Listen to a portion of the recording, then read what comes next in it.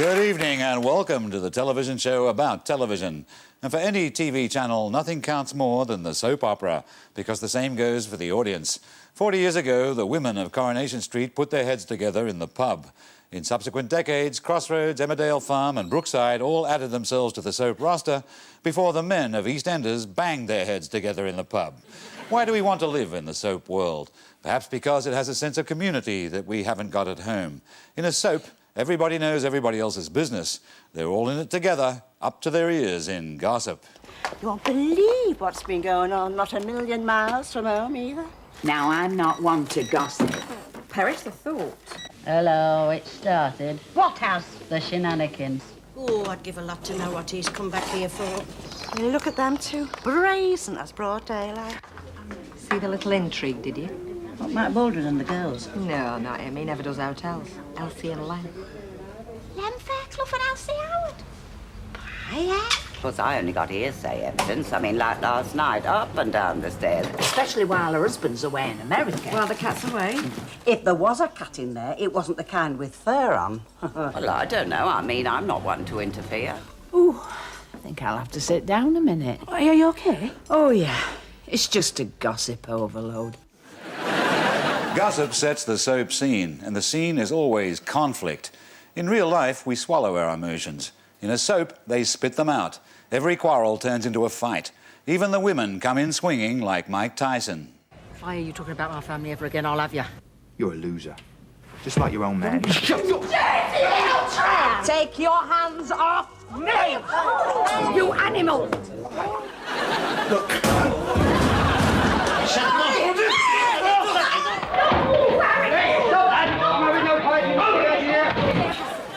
Nothing happened.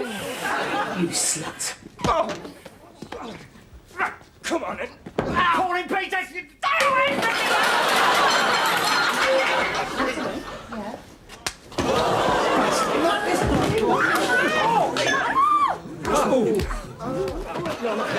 We've got this sorted out. But it's never too late. Go on, then. Come on. Hey, no, stop it! That's enough, the pair of you.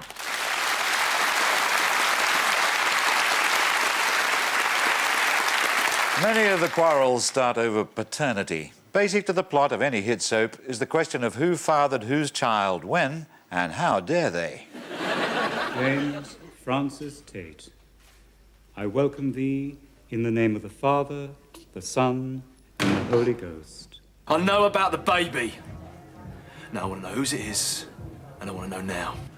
You can give him your name, Frank, but it don't make him your son. So Simon isn't my son? I never said Simon wasn't your son. I just said I made people think he wasn't your son. Bianca's your daughter, David. So he is my son? I never said that neither. Also, it was I was sleeping with your brother. You pregnant to another fella? We don't know that. Well, you could be the father or he could. Bev's having a kid that's either your son or your grandson. You're left out, do you? Just want to make sure, that's all. Well, let's set the record straight and your mind at ease. Simon ain't your son. I never thought he was. It proves beyond doubt that Dave isn't his father. She was already pregnant when she married you. You're not his father.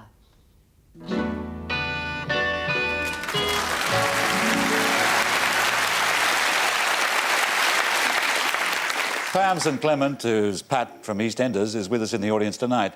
Pam, who was Simon's father? Good question. I'm privy to most of Pat's secrets. As far as I know, David Wicks really was Brian Wicks's son.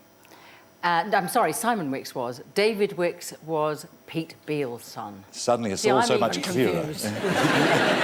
But however, I don't know whether Pat's still not telling the truth. Yeah. Pam, dare I say it, but you don't actually in real life sound very much like Pat. You put the voice on, yeah? That's actually what acting's all about, Clive. Thank you, Pam St. Clement.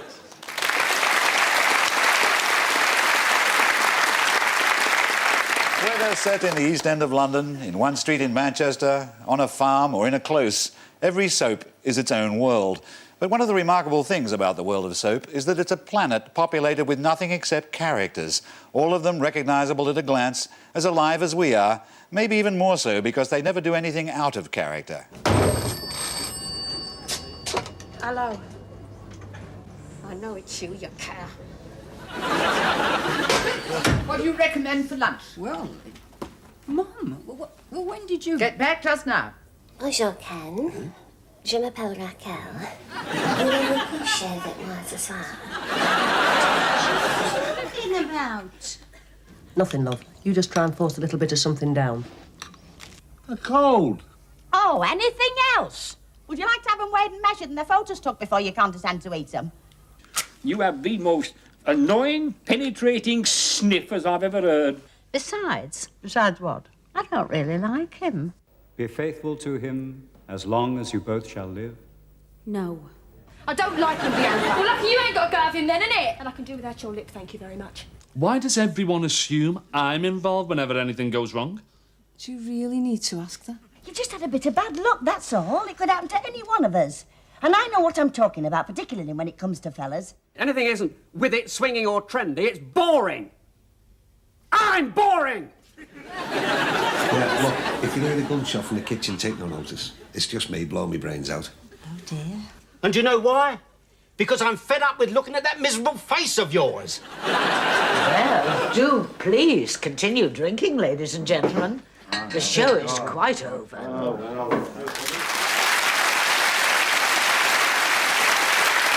Marriages and relationships in soap world are under constant strain, threatened by the requirements of drama, which reaches its peak when they split up. Stand aside, they're coming apart. You're like summer out of the dark ages. A woman should know her place. She's all right in the bedroom, in the kitchen, and that's it. Oh, don't give me all that feminist crap. There are no complicated reasons, Brian. It's very simple. Not to me! We're not right for each other. What about my life? I don't want a boring life. I don't want to just go through the motions. But there's nothing wrong with your life. Your life is rounded. You've got a family, a home, a job, and friends. I mean, what's wrong with that? It's not enough, Ken. Well, what else do you want? What I've found. What's that? Somebody else. What do you call this, Dave? Overtime? Yes, of course I love you. You know I do. No. Look, I'll call you back later. All right, bye-bye. You sot! Ron! What the hell are you doing? Get out, Tiffany. Get out of this house! Well, I haven't done anything. I said get out! Calm you down. Get out, Roger! Just get out! Go on, go to Diane! And while you're at it, you take your bloody work with you! Just don't think that when you walk out of that door that you're ever coming back. I won't.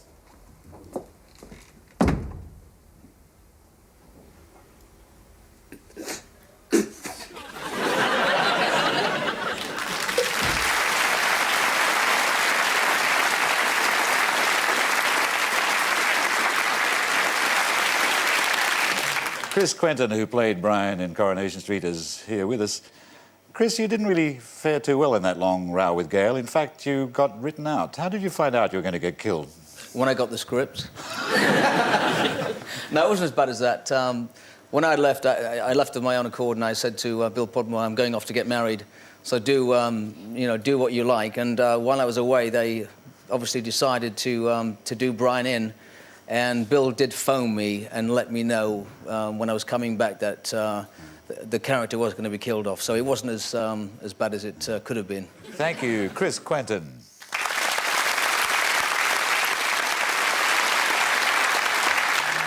In Coronation Street, it can take 10 years for a relationship to come apart. In EastEnders, it can take 10 minutes. And the final meltdown usually happens in the pub, so that everyone can watch. As we bridge into part 2 of our programme, Grant Mitchell is in possession of a tape recording which proves that his wife Sharon has been unfaithful to him with his brother Phil. Does he sit at home and brood? Does he hell?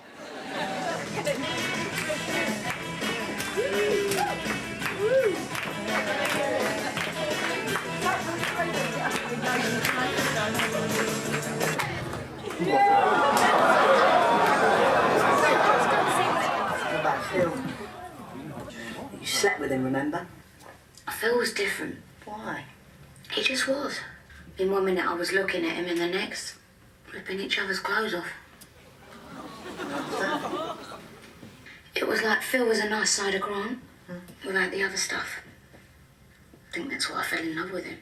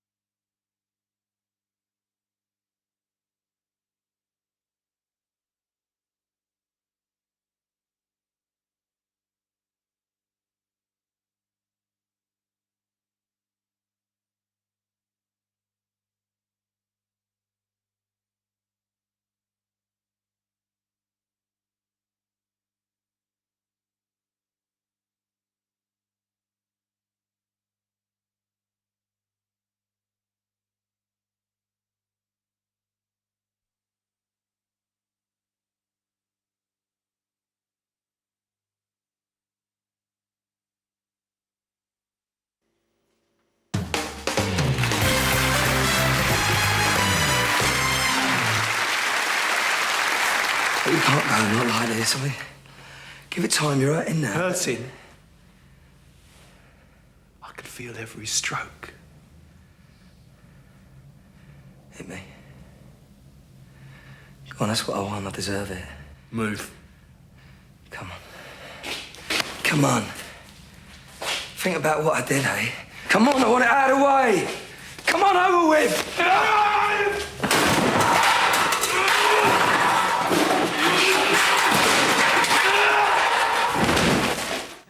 Another light-hearted evening in the Queen Vic.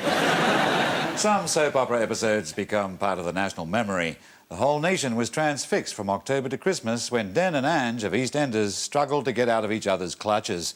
Ange was harder to leave than Gatwick Airport during a baggage handler's strike.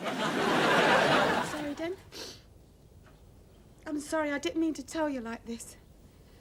It's just that ever since they told me, I've been so scared. I keep pretending that it's all right, and inside I'm like a jelly. I keep waking up in the mornings and then I look in the mirror and everything's the same again. And then I say, why? Me! I'm young, I've got my health, I thought I'd live forever. And you don't think about death, do you? You don't think about dying, you don't think about the pain. I've never thought about pain, I've never even had a toothache, Den! How am I gonna stand it? How am I gonna stand it? Oh! What are you telling me, eh?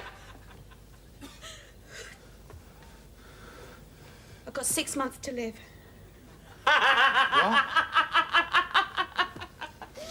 I've got 6 months to live. Ange didn't really have 6 months to live, but she did have an entire episode to pretend she did, while Den was consumed with compassion and guilt. Had Den become human? No, he was a soap character. When he found out the truth, he was instantly back to his characteristic form. Teeth bared, nostrils flared. He made it clear he'd had all that a poor psychopath could take. 6 little months to live. 6 tragic little months. And poor old Angie's gonna pop off. That has got to be the sickest joke that you've ever played. And then what's fell for it? Well, now the joke's on you. This, my sweet, is a letter from my solicitor telling you that your husband has filed a petition for divorce. Happy Christmas, Ange.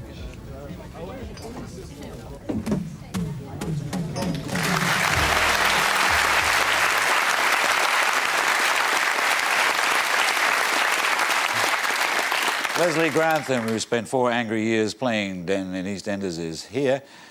Leslie, that final episode-long breakup with Ange, was it hard to do?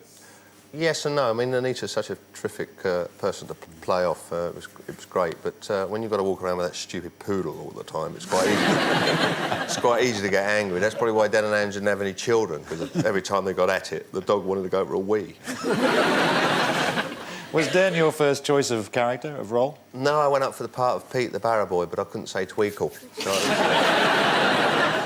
There's a penalty to be paid, isn't there? Because the public is always going to know you as Den. Do you have any regrets about that? No, it's done me very well, and I haven't stopped since I left. The thing is that they now call me Dirty. They shorten it. All right, Dirty. Thank you, Leslie Grantham.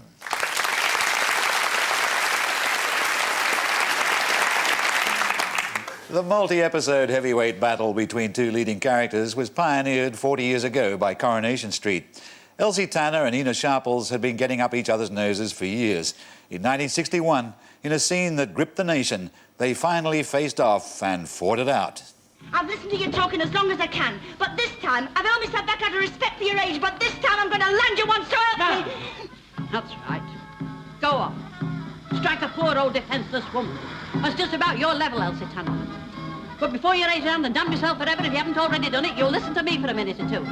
I know all about that letter, and personally I haven't the slightest doubt that everything in it is doubt but God's own truth.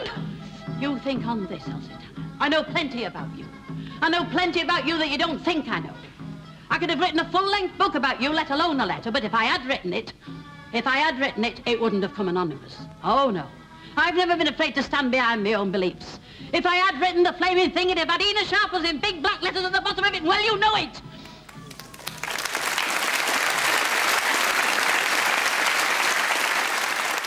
Elsie and Ina were majestic women. No wonder the Queen watched Coronation Street. She was picking up tips that would come in handy later on when she had to face up to Mrs. Thatcher. One of the great things that make a soap such a relief from modern life is that in a soap, people still count more than technology. The only exception to this rule was Crossroads, where the telephone played a bigger part than the actors, perhaps because of its exquisite timing. Wanted receptionist. Oh, well, that should be helpful. Sure to. I expect the phone to start ringing any moment. Crossroads Motel? No, Crossroads Motel. Oh, damn, that phone's never stopped ringing. That's what I thought. Crossroads Motel, can I help you? I'll do it for you. Oh, I'll take it. No, certainly not. The next one you can answer, right?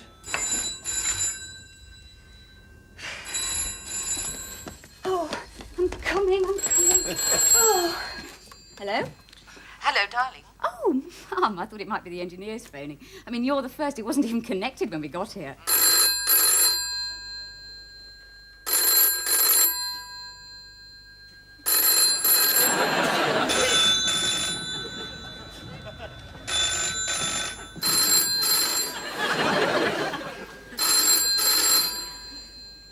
Well, would you like me to answer it? Oh, no, Mr. Booth, I'm just being silly. Oh, Mrs. Hope, you have a visitor. This'll be for me, lady.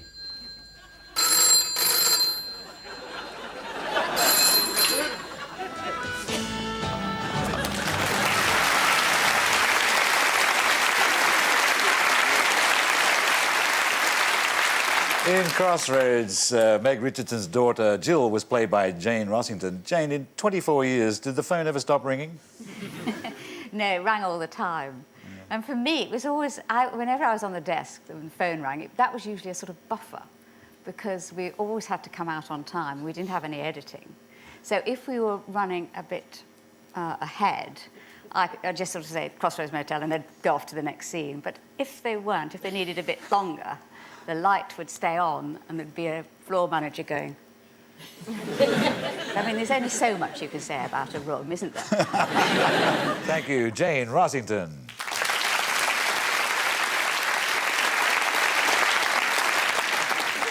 Life imitates art, and art is what a soap opera at its best often is. So it should be no surprise that women are now turning up in real life who behave with all the upfront assurance of the great soap queens in Full Sail.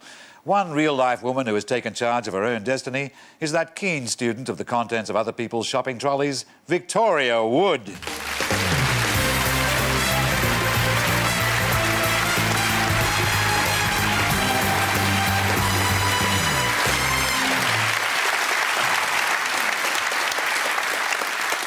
Victoria, you're the expert. What, in your view, is the greatest soap opera of all time? Coronation Street. Yeah? Set the pattern, I think, for all the others. So what are the basic ingredients that it's got, do you Well, think? that was very simple. That was a street with the pub at one end and a shop at the other, and people in the middle. That's very simple, and that's what everybody else has tried to copy with all the others. So you grew up in Bury. Was your street like Coronation Street? Well, I didn't live in a street. I lived in an anti-aircraft base on top of it. So my view of the north was actually coloured by watching things like Coronation Street, because I lived in, you know, we didn't have any visitors for 18 years where I lived. And when I first went to university, I was walking around going, hey, up Doreen, whether sure I could murder a whippet, and people going, what are you talking about? I just got it off the telly. Well, you could have written a soap called Anti-Aircraft Base, but you actually wrote one called Acorn Antiques, which used to show up on your shows. And I always thought there was a lot of Crossroads in it. Do you have fond memories of Crossroads? I do. I feel somewhere Crossroads is still going on. This is what I feel. Somewhere there's a little cardboard reception desk. Somewhere a non-speaking extra is handing over the key to Chalet 5. Somewhere Meg is sipping a glass of sherry going, I don't know, Jill, but I intend to find out. But, you know, in Acorn Antiques, there's a lot of sort of dodgy camera work and people not appearing on time. Crossroads wasn't that bad, was it? It wasn't that bad, but because, like you say, they didn't have time to edit. They had to get a move on. One of the best scenes I ever saw was where a woman had to iron a complete shirt, I think with a cold iron. And she was valiantly battling away, and it was becoming more and more like an old bandage as she carried on. And at the end of the scene, the man said, bye, you'll make somebody a lovely wife one day. I thought, what? Victoria, I've always thought that in soaps, the women are the real personalities and the men are just sort of furniture. Set dressing, yeah, which definitely. women most impress you? Oh, well, there was Ina Sharples, Elsie Tanner, 8 Men and a Bacon Sandwich. Well, Annie and Emmerdale Farm, I mean, they all, and Bette, all they all have in common was enormous bosoms. I think that was their attraction to me. You know, if Annie turned around in Emmerdale Farm, she could wipe the menu off the blackboard in the wall. And Bette, very frightening cleavage. You would queue up for that at Alton Towers. So what are your great favourite soap moments?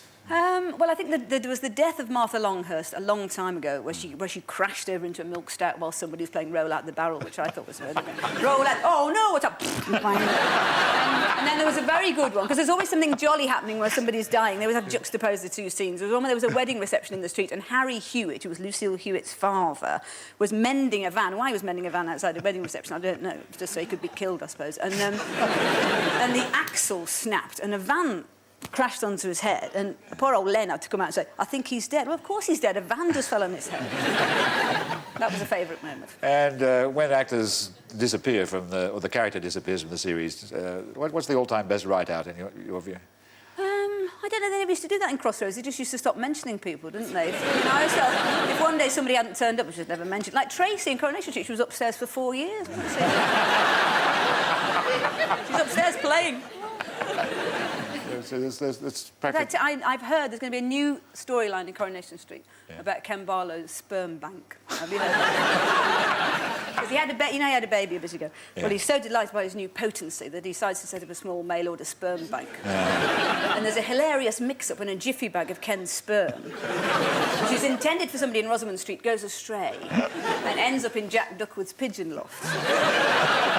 This leads, eventually, to the birth of a creature that is half Ken, half homing pigeon. It keeps coming back, but God, you wish it wouldn't.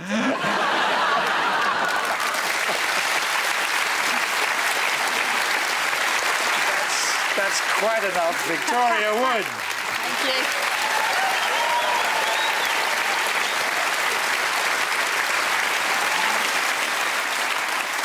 Yes, soap opera is crucial to the nation's life. It isn't just a matter of Coronation Street versus EastEnders. Millions of people watch both, and there are more soaps all the time and more episodes each week as our living rooms fill up with characters who do what we aren't allowed to. Bust up, blow their tops, bang on, storm off. My own all-time favourite soap character was Meg Richardson of Crossroads, played by the great Noel Gordon. Surrounded by wimps and ciphers, she lit up the screen with her emotions, turning Crossroads Motel into a combination of Elsinore and La Scala. Yes, she could even sing. At Christmas, as her voice soared from the TV set and filled the living room, families all across the nation would assemble in the garden.